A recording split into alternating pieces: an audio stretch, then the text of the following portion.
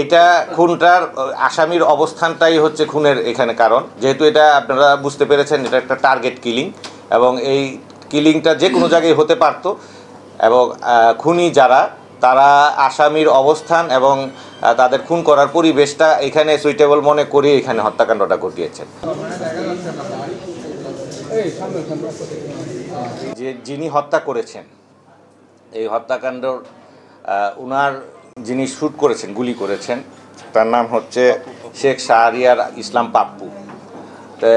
বিগত 2013 সালে এই পাপ্পুর চাচার হত্যাকাণ্ডে এই গোলাম রব্বানী টিপু তার জড়িত থাকার যে এটা আছে এবং আমাদের মানে গোপন সূত্রে জানা যায় যে এই হত্যাকাণ্ডটা টিপু নিজেও ওই হত্যাকাণ্ডে ফিজিক্যালি উপস্থিত ছিল। সেইটার একটা বিষয় আছে, এখানে একটা শত্রুতা এবং ক্ষোভ তৈরি হয় এবং স্থানীয় আধিপত্য এবং প্রভাব বিস্তারের দ্বন্দ্বকে কেন্দ্র করে সার্বিক বিষয়টি মিলিয়েই এই হত্যাকাণ্ডর মোটিভ মানে হত্যাকাণ্ডটা সংগঠিত হয়েছে এবং এটা একটা পূর্ব পরিকল্পিত এবং খুবই সুকৌশলে পরিকল্পিতভাবে এই হত্যাকাণ্ডটা করা হয়েছে। যে ছেলেটা হত্যাকাণ্ড সংগঠিত করেছে, যিনি মানে গুলিটা করেছেন, তার চাচার হত্যাকাণ্ডেই আবার এই গোলাম রব্বানী টিপুর কিন্তু ওই মামলার আসামি। তো এখানে একটা প্রতিশ্রুতি স্পৃহাও কাজ করেছে এবং ওই যে হুজি শহীদুল যাকে শাহরিয়ারের যে চাচা তিনিও পূর্ব বাংলা কমিউনিস্ট পার্টির নেতা ছিলেন।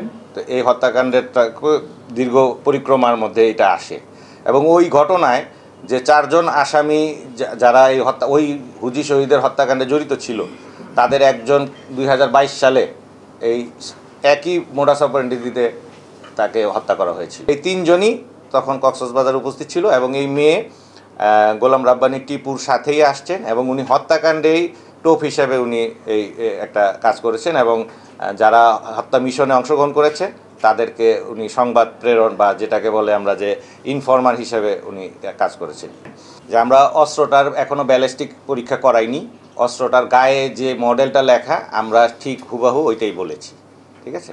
আর অস্ত্রর যোগানদাতা অস্ত্রর সোর্স এটা আমরা তদন্তে আসবে।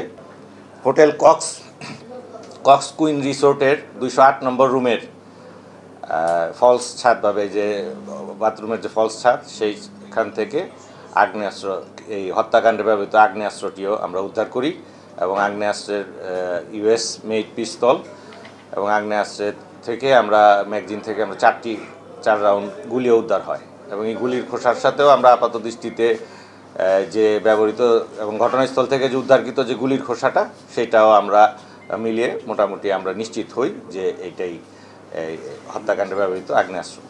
এবং এই হত্যাকাণ্ডে আরও বেশ কয়েকজনের এইখানে কক্সবাজারে অবস্থানের পাওয়া যায়। আর যে বিষয়টি আছে যে উনার সাথে আরেকজন ওয়ার্ড কাউন্সিলর আসছেন, আমরা তার অবস্থানটা এবং তার আসার কারণটা আমরা খতিয়ে দেখছি, এটা তদন্তের মাধ্যমে পাওয়া যাবে।